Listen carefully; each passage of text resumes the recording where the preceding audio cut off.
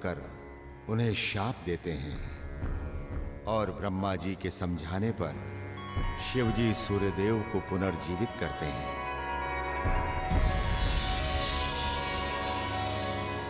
देवर्षि नारद शिव परिवार को उनके दूसरे पुत्र के आगमन के समय की सूचना देते हैं। श्री हरि विष्णु माता पार्वती की शंका का समाधान करते हुए उन्हें कार्तिकेय के जन्म का वृतांत बताते हैं। शिव जी के कहने पर नंदी आदि शिवगण कार्तिकेय को लेवा लाने को प्रस्थान करते हैं।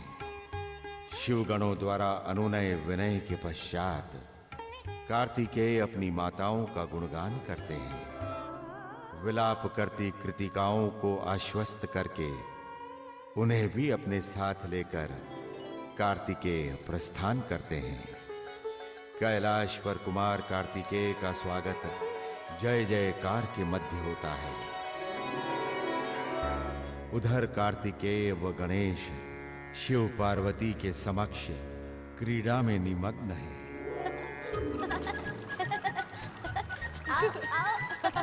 पकड़ो पकड़ो, ठहरो, नहीं पकड़ सकते। अभी पकड़ते हैं हम आपको। पकड़ो पकड़ो पकड़ो ना। नारायण नारायण, आहा क्या दृश्य है परमपिता। देवादिदेव महादेव और माता पार्वती बच्चों की क्रीड़ा का क्या आनंद ले रहे हैं, जैसे धरती की कोई साधारण गृहस्थी हो। नारद, तुम ब्रह्मचारी क्या जानो संतान सुख क्या होता है। फिर शंकर और पार्वती तो सांसारिक मनुष्यों के लिए पारिवारिक जीवन के आदर्श हैं। ब्रह्मचारी होने का अर्थ हृदयहीन होना तो नहीं। श्री गणेश और कुमार कार्तिकेय की बाल क्रीड़ाएं मुझे भी उतना ही आनंदित कर रही हैं जितना भगवान शंकर और पार्वती को। पितामह, आपके कथन का उत्तर तो मैं समय आने पर ही दूंगा। मैं तो यहाँ हूँ।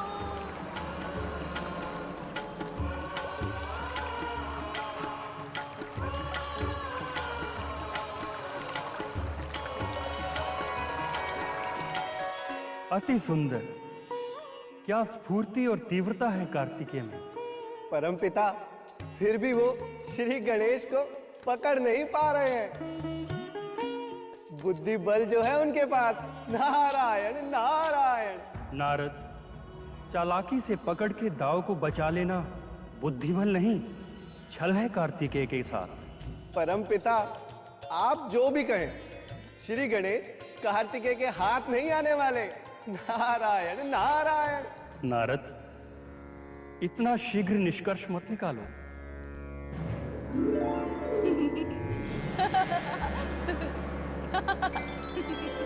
परमपिता, देख लेना, अंत में मेरी भविष्यवाणी ही सत्य सिद्ध होगी। श्री गणेश कार्तिकेय के हाथ में आने वाले नहीं है।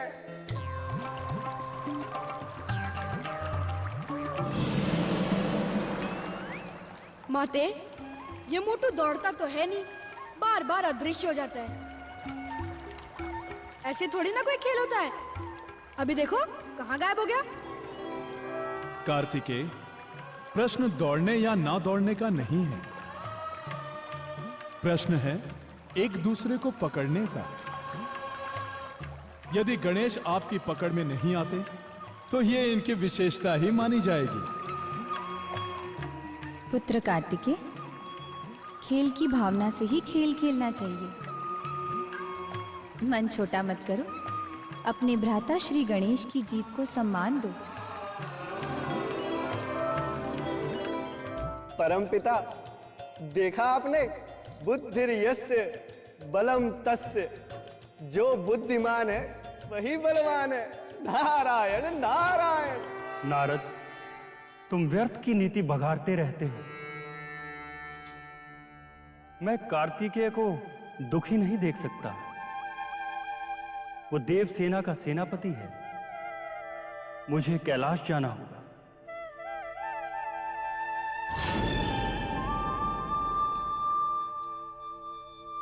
नारायण नारायण। परम पिता को भी क्या हो गया है?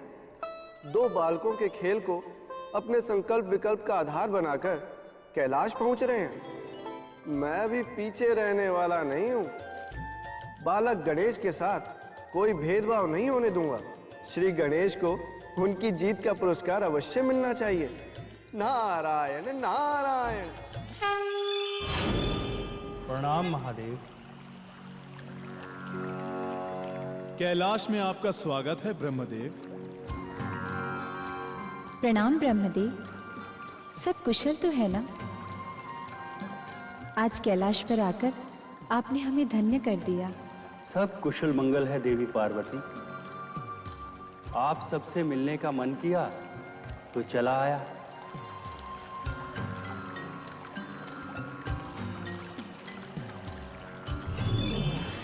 नारायण नारायण।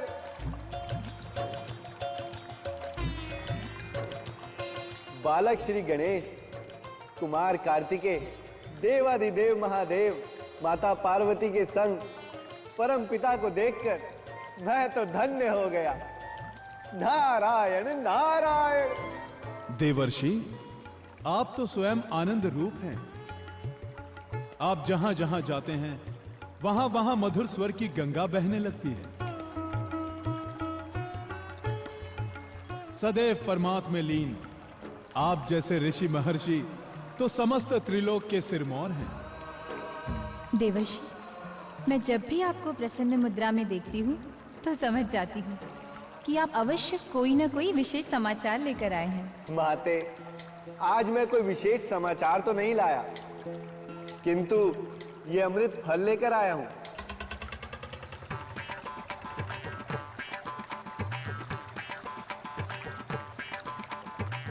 ये फल मुझे चाहिए। नहीं नहीं, मुझे चाहिए। ना ना ना, ये तो मैं माता को ही प्रदान करूंगा।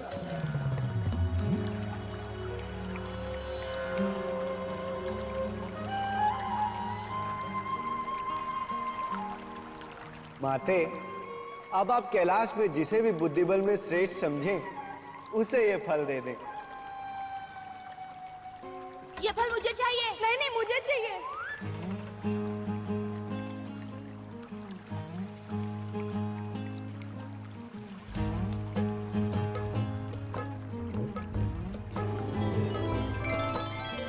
नारद, तुम जहां भी जाते हो वहां बिना आशय कोई ना कोई उपद्रव उत्पन्न कर देते हो। ये ज्ञात होते हुए भी कि शिव परिवार में कार्तिकेय और श्री गणेश दो बालक हैं, कम से कम तुम्हें यहाँ दो फल लेकर तो आना चाहिए था। क्षमा करें परमपिता, मुझे तो एक ही फल मिला तो मैं एक ही ले आया। यदि दो मिलते तो मैं दो ले आता। ये फल मुझे चाहिए। नहीं नहीं, मुझे चाहिए।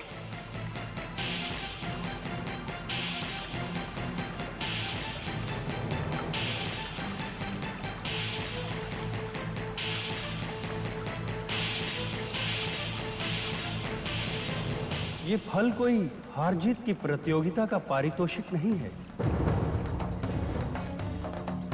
सदा से ये नियम चला आया है कि उत्तम वस्तुओं पर पहला अधिकार उसी का होता है जो योग्य होता है। अतः मेरी राय में ये फल कार्तिकेय को दे दिया जाए।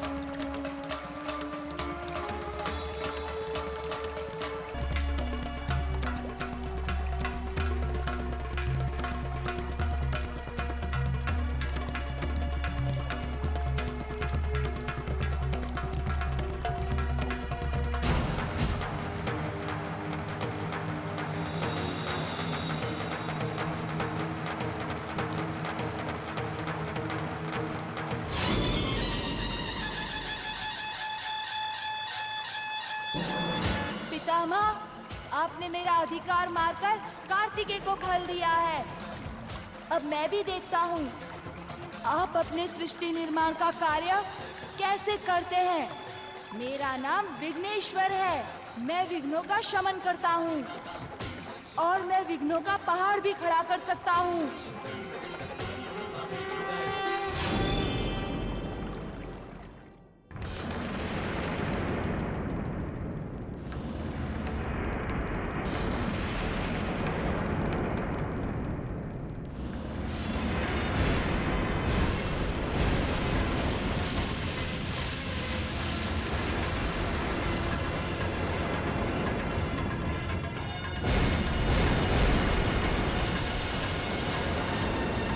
समझ में नहीं आ रहा ये क्या हो रहा है, क्यों हो रहा है।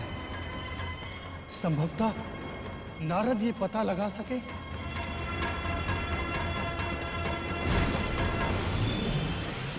प्रणाम परमपिता। कल्याण भाव। नारायण नारायण। हे परमपिता, ब्रह्मलोक में सब कुछ अस्त व्यस्त हो रहा है।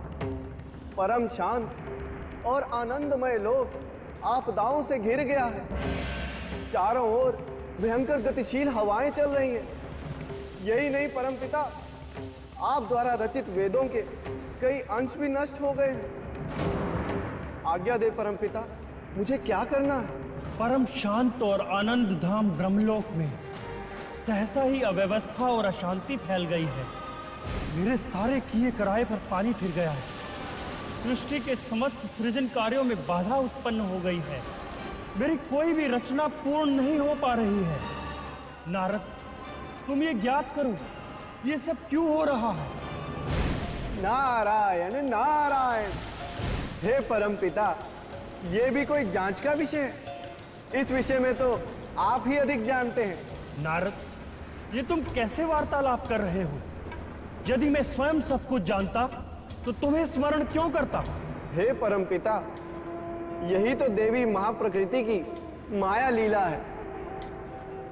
देव, धनुज, मनुज आदि सभी अपनी समस्याओं का कारण बाहर ढूंढते हैं, जबकि वो तो स्वयं उनके अंदर ही निहित होता है। नारद, ये दर्शन पर प्रवचन देने का समय नहीं है। जाओ और जाकर शीघ्र पता लगाओ कि सृष्टि के सृजन कार्यों में ये सब विघ्न क्यों उत्पन्न हो रहा है। हे सृष्टिकर्ता, इस विघ्न को तो आपने स्वयं निमंत्रण दिया है। वो कैसे नारद। हे परमपिता, जब आप कैलाश में थे तब मैं भी वहां पे अमृत फल लेकर उपस्थित हुआ था। मैंने वो फल माता पार्वती को देते हुए कहा था,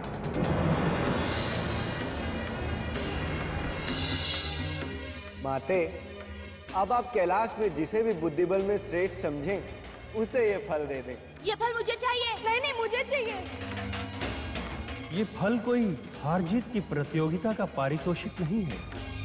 सदा से ये नियम चला आया है कि उत्तम वस्तुओं पर पहला अधिकार उसी का होता है जो योग्य होता है। अतः मेरी राय में ये फल कार्तिकेय को दे दिया जाए।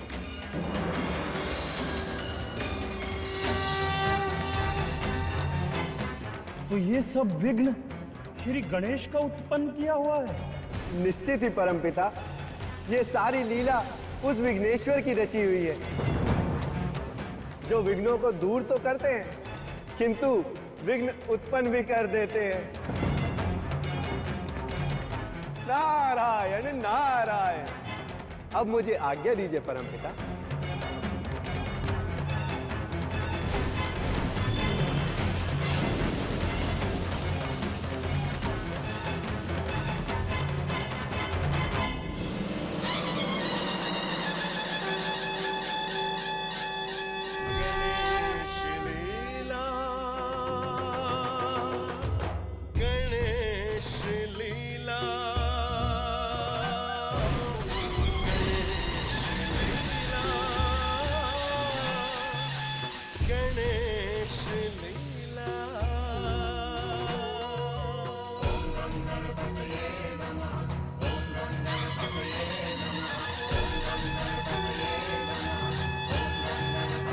मुझसे त्रुटि हो गई, मुझे क्षमा कीजिए। मेरी भक्ति को स्वीकार कीजिए। मैं सदैव आपको स्मरण करता हुआ सृष्टि के सृजन कार्यों में लगा रहूंगा।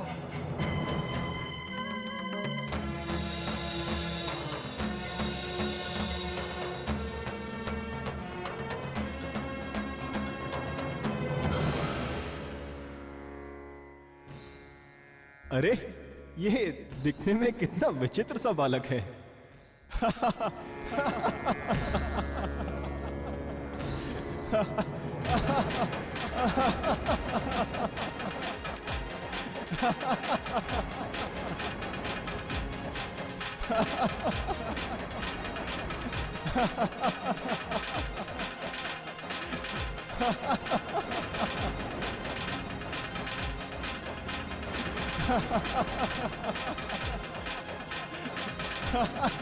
चंद्रदेव, तुम्हें अपने रूप पर इतना घमंड है कि तुम तुच्छ अज्ञानी लोगों की तरह मुझ पर हंस रहे हो।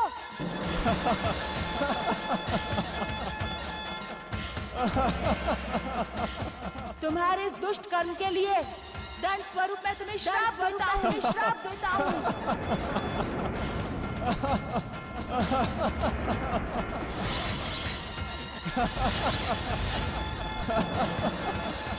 हे चंद्र, अब तुम किसी के देखने के योग्य नहीं रह जाओगे।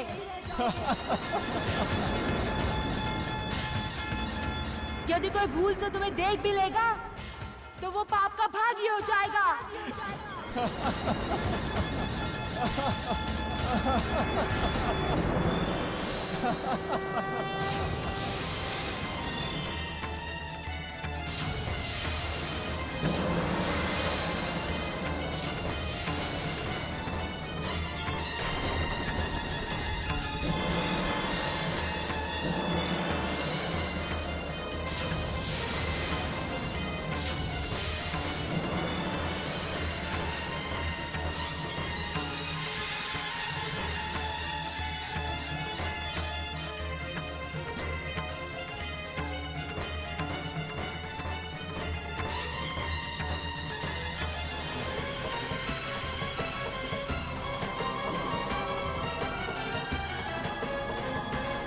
ये मैंने कैसा अपराध कर डाला। सभी देवों में प्रथम पूज्य गणेश्वर भगवान श्री गणेश के साथ मैंने मूर्खों जैसा दुराचरण किया।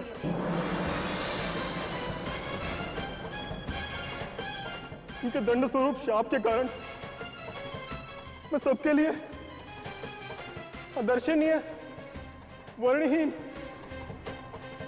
और अत्यंत मलिन हो गया हूं।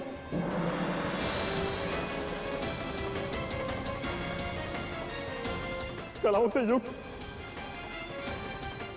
सुंदर और वंदनीय स्वरूप मुझे पुनः कैसे प्राप्त होगा?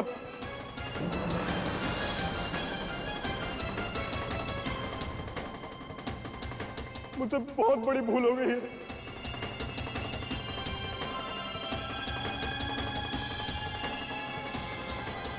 चंद्रमा को भगवान गणेश ने बड़ा ही कठोर शाप दे दिया है। चंद्र दर्शन के बिना हम ही क्या, समस्त प्राणी संवेदन शून्य हो जाएंगे।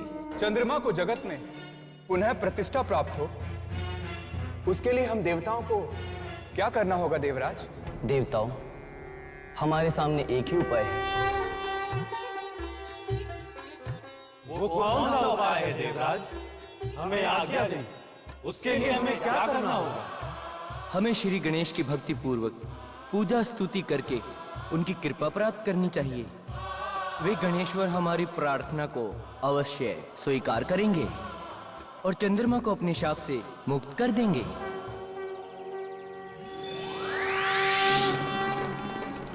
हे प्रभु दर्शन दो, दर्शन दो। हे गणपति दर्शन दो, दर्शन दो प्रभु।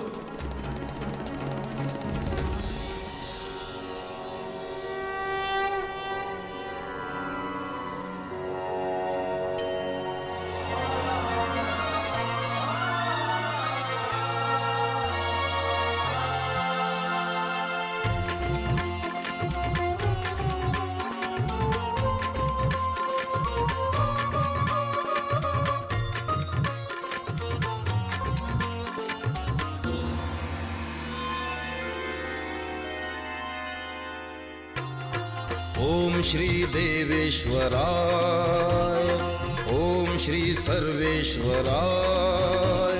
चंद्रदेव संग कीजय न्याय, चंद्रदेव संग कीजय न्याय।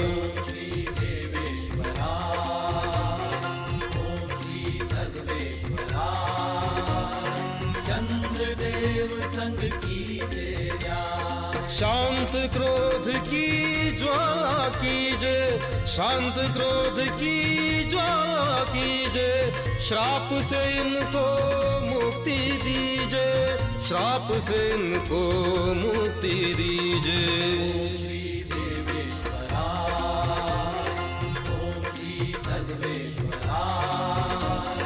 चंद्रदेव संग कीजिए न्याय, चंद्रदेव संग कीजिए न्याय।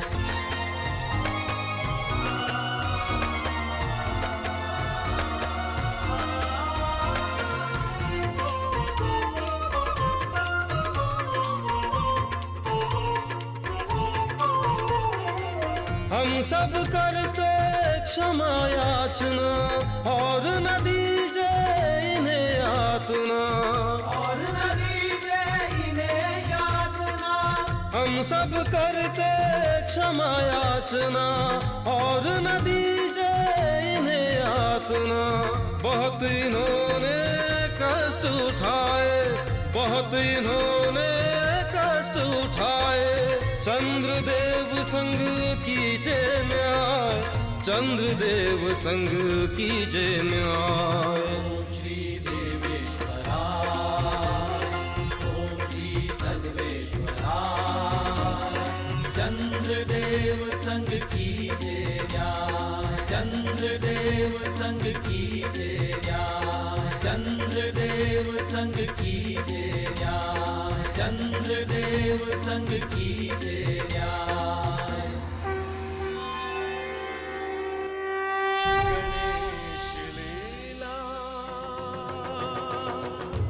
गणेश लीला, गणेश लीला। देवताओं, मैं आपकी निष्ठा और भक्ति से संतुष्ट हूँ। आप अपना मनचाहा वरदान मांगिए, मैं आपकी इच्छा अवश्य पूर्ण करूँगा। हे गणेश्वर, हम सबकी विनती है कि आप चंद्रदेव को क्षमा कर दें और उन्हें अपने शाप से मुक्ति प्रदान करें। देवताओं, चंद्रमा का अदर्शनीय काल 1 वर्ष, 6 माह या 3 माह या जो भी अनुकूल हो मुझे बता दें। अगर आप कुछ और चाहें तो वो भी मुझे बता दें। हे विघ्नेश्वर, एक लंबे समय तक चाहे वो 3 माह ही क्यों न हो, चंद्रमा के आदर्शनीय रहने से जगत की समस्या का समाधान नहीं होगा। देवताओं, ये तो निश्चित है कि मैं अपने कथन को मिथ्या नहीं कर सकता, वापस भी नहीं ले सकता। ध्यान रहे, चाहे सुमेरु पर्वत अपना स्थान बदल दे, या सूर्य गिर पड़े, या अग्नि शीतल हो जाए, चाहे सागर अपनी मर्यादा छोड़ दे, पर मेरा वरदान असत्य नहीं हो सकता। हे दयानिधे, कृपा सिंधु, जनहित के लिए जो उचित समझे वही करे। हम केवल आपसे प्रार्थना ही कर सकते हैं। सृष्टि संचालन के आधार हम देवगण आपकी शरण में हैं। हम पर कृपा करें प्रभु। देवताओं, शरणागत की अवहेलना करना अधर्म है। मैं आपकी भावनाओं का सम्मान करते हुए अपने श्राप को सीमित करता हूँ। केवल भाद्रपद शुक्ल चतुर्थी को ही अदर्शनीय रहेगा। जो कोई भी इस दिन चंद्रमा के दर्शन करेगा वो मेरे श्राप को भोगेगा। देवताओं, आपका मान रखने के लिए ही मैंने व्यवस्था दी है, किंतु इसके लिए चंद्रमा को तप और आराधना करते हुए प्रायश्चित करना होगा। भगवान श्री गणेश की जय हो, श्री विघ्नेश्वर राज की जय हो।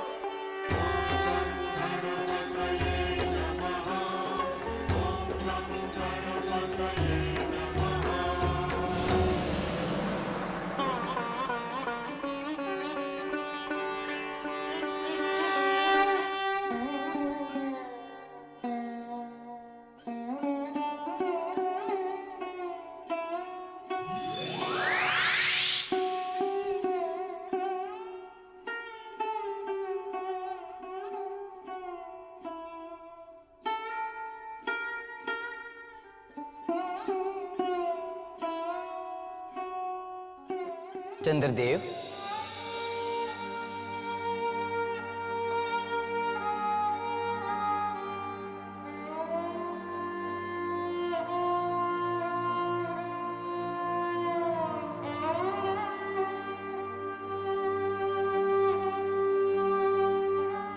चंद्रदेव, एक छोटी सी भूल ने आपको क्या से क्या बना दिया।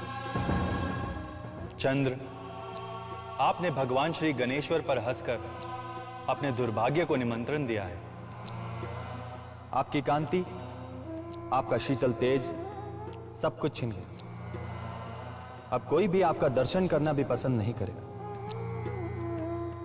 आपकी इस भूल के कारण समस्त त्रिलोक संकट में पड़ गया है चंद्रदेव।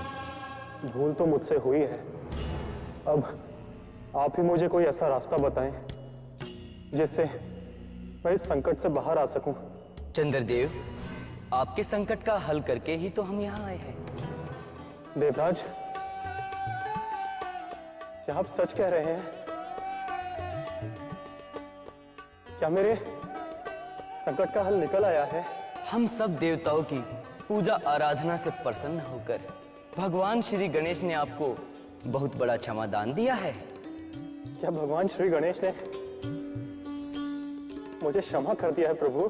हाँ निशानाथ, वर्ष में केवल एक दिन ही आप अदर्शनीय रहेंगे, किंतु चंद्रदेव, आपको भगवान श्री गणेश को अपनी पूजा आराधना के द्वारा प्रसन्न करना होगा और उनकी कृपा प्राप्त करनी होगी।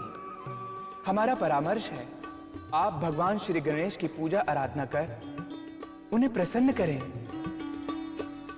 सर्व मंगलकर्ता भगवान गणेश आपका भी कल्याण करेंगे।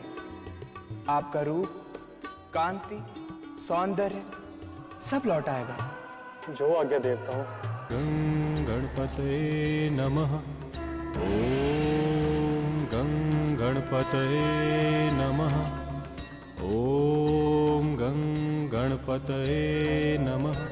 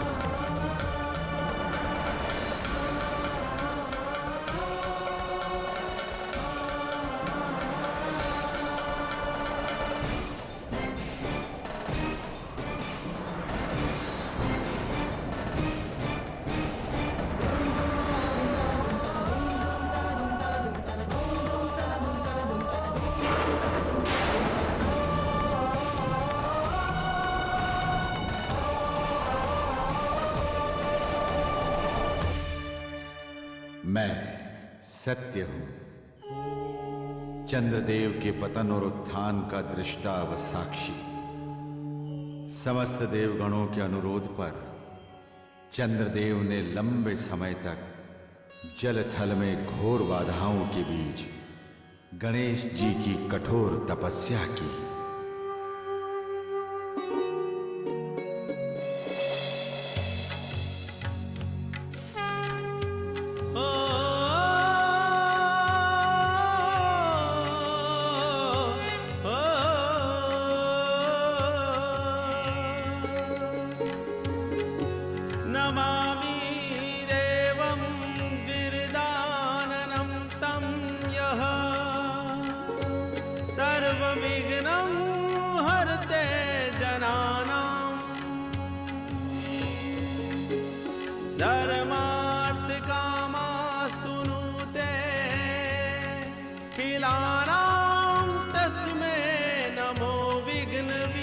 नाशनाय कृपानिधे ब्रह्ममयाय देव विश्वात्मने विश्वविधानदक्ष विश्वस्य बीजाय जगन्मयाय त्रैलोक्य संहार कृते नमस्ते त्रयीमयाया हे दया निधान, मैंने अज्ञान के कारण आपके प्रति अपराध किया है, इसलिए मैं आपसे बार बार क्षमा चाहता हूँ प्रभु। हे गणेश्वर, मैं आपके शरण में आया हूँ प्रभु। मुझ शरणागत पर अपनी कृपा कीजिए।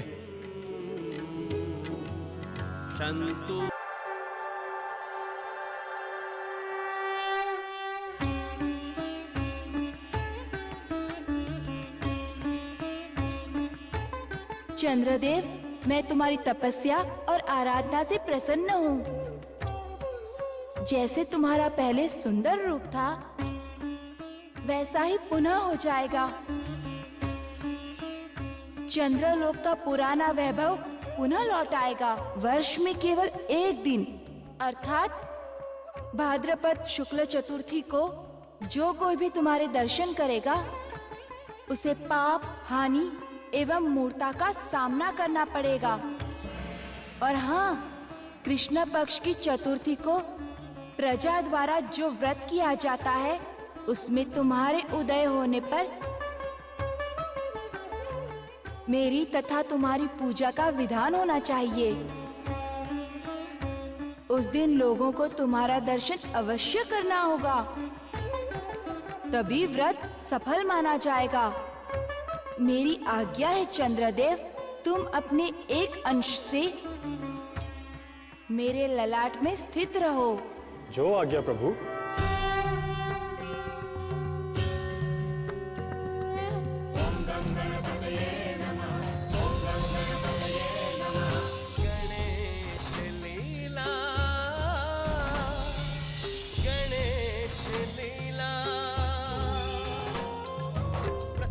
आपको मेरा कोटि कोटि प्रणाम श्री गणेश। श्री गणेश की जय हो, श्री गणेश की जय हो।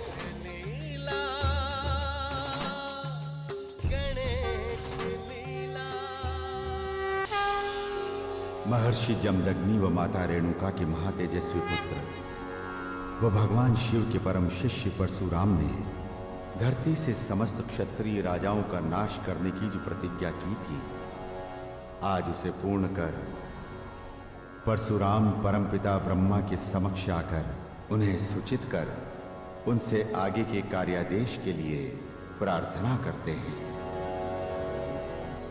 हे परमपिता, मैंने अपनी प्रतिज्ञा के अनुसार स्वेच्छाचारी, आतताई और प्रजा उत्पीड़क राजाओं का विनाश कर दिया है। हे सृष्टि रचयिता, मुझे उपदेश दीजिए कि मुझे क्या करना है। वत्सराम, इस संसार में समस्त बंधु बांधव, स्वजन, माता पिता, यहाँ तक कि अपने इष्ट देव से बड़ा स्थान गुरु का होता है। गुरु ही भक्ति देते हैं, शक्ति देते हैं और उत्तम ज्ञान देकर भवसागर पार कराते हैं। अतः मेरा परामर्श है कि मंगल स्वरूप कल्याण मूर्ति, समस्त ज्ञान विज्ञान के अधिष्ठाता अपने गुरु शिवजी की शरण में जाओ। हे परमपिता, मैं आपके आदेश का पालन करते हुए शीघ्र कैलाश जाता हूं। आपने सत्य कहा है पितामह। भगवान शंकर के दिए हुए अस्त्र शस्त्र और युद्ध ज्ञान से मैं इस युग के महासमर में विजयी हो पाया हूं। आज्ञा पितामह।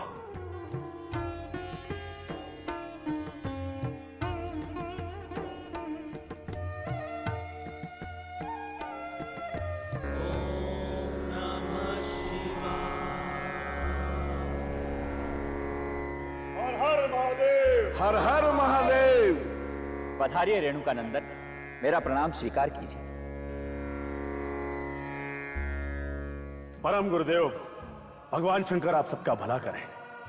इस कैलाश पर बहुत समय के पश्चात आपके दर्शन हो रहे हैं।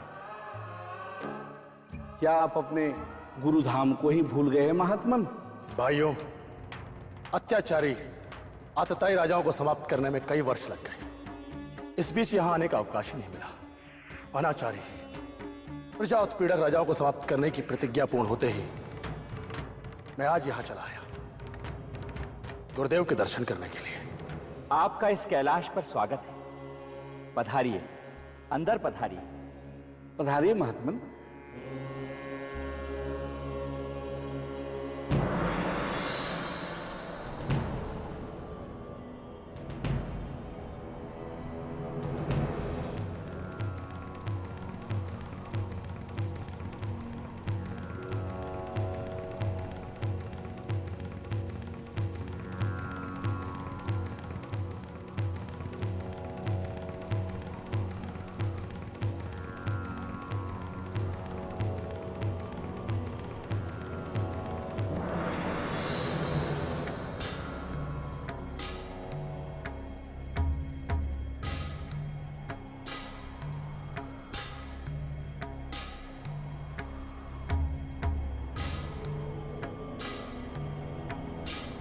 श्रीमान जी, इस समय मेरे माता पिता विश्राम कर रहे हैं। इस समय आप अंदर नहीं जा सकते। बालक, तुम मुझे नहीं जानते। मैं भगवान शंकर का शिष्य परशुराम हूं।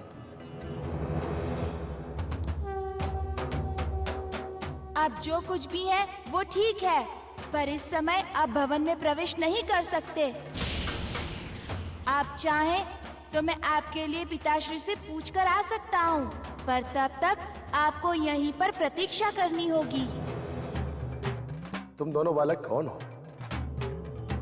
क्या तुम दोनों यहाँ पर पहरेदारी का खेल खेल रहे हो? श्रीमान जी, सोच विचार कर बोलिए। मैं माता पार्वती नंदन गणेश हूँ और ये मेरा भाई कार्तिकेय है। बालकों, तुम दोनों मेरे गुरुपुत्र होने के नाते मेरे भाई हुए। मैं यहाँ वर्षों बाद आया हूं ना, इसलिए आप दोनों के बारे में नहीं जानता। देखो, मेरे गुरुदेव ने मुझे बिना रोक टोक इस धाम में आने का अधिकार दे रखा है। आप मुझे भगवान शंकर और माता पार्वती के दर्शन करने के लिए अंदर जाने दें। कर्तव्य पालन के सामने संबंधों का कोई मूल्य नहीं होता श्रीमान जी। इस समय तो आप किसी भी हालत में भीतर प्रवेश नहीं कर सकते, समझे?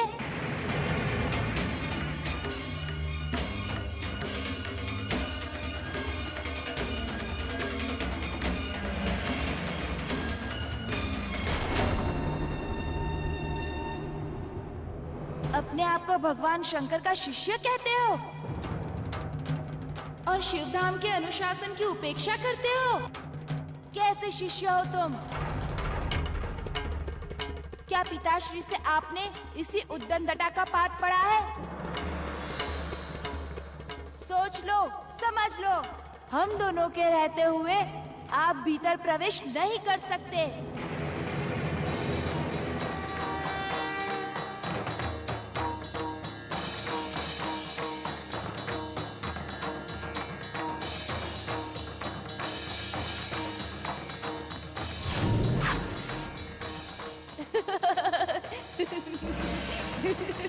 मैं यहाँ हूँ श्रीमान।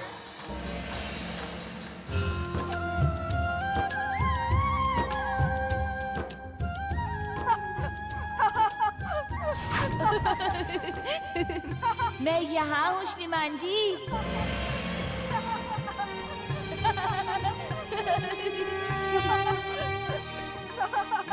जल थल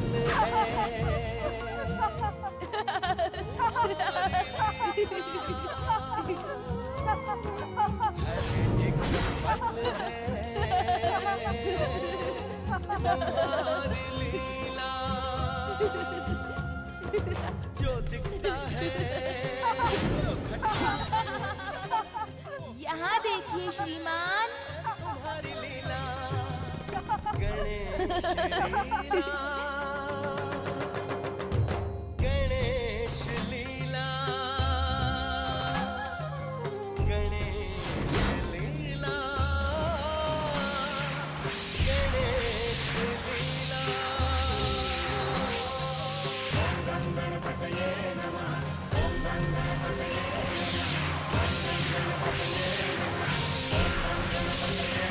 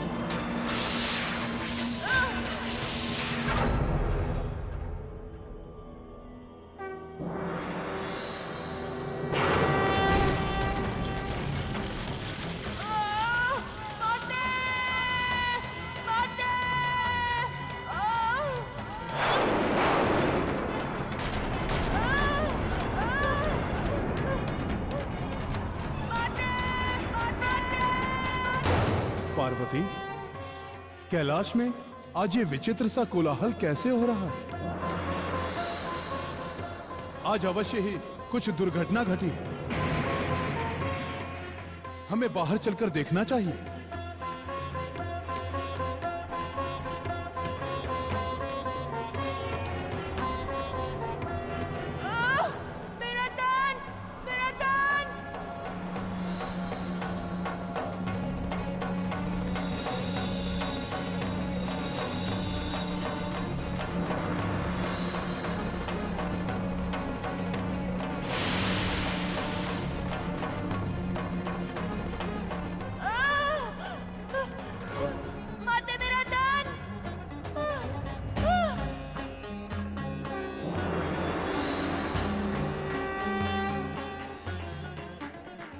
राम महादेव।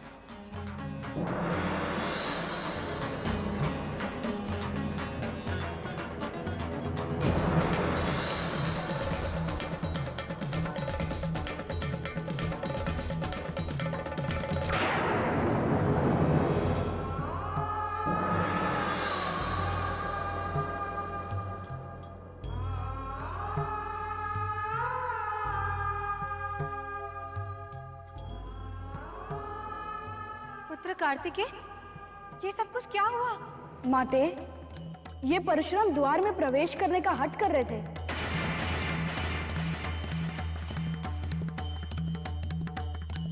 भाई श्री गणेश ने इन्हें समझाया और द्वार में प्रवेश करने की अनुमति नहीं दी। परशुराम शक्ति प्रयोग पे उतर आए।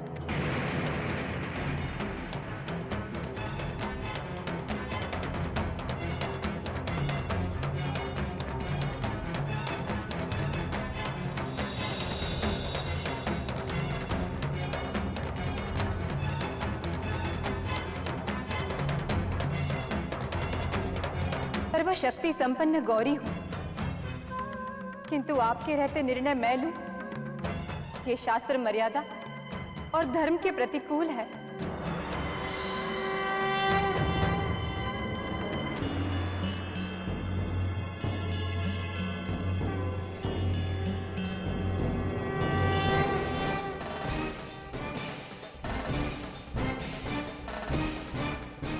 राम, तुम ब्रह्मकुल में पैदा हुए हो ना? तुम महर्षि जमदग्नि के पुत्र और योगियों के गुरु शिव शंकर के शिष्य हो ना?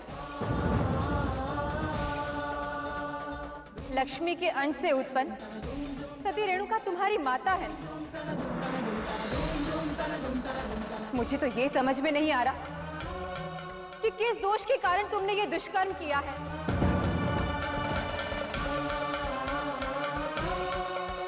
यह अमोघ परशु जो तुम्हें दुष्टों के दमन के लिए मिला है, उससे तुमने गुरुपुत्र पर चला दिया। इससे अच्छा तो तुम मेरे पुत्र का मस्तक ही काट देते।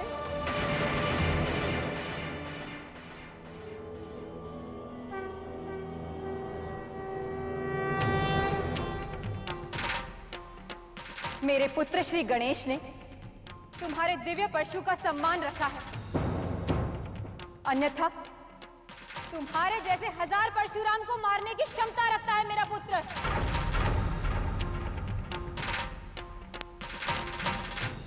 तुम्हारे इस दुष्कर्म के लिए अब मैं ही तुम्हें दंड दूंगी।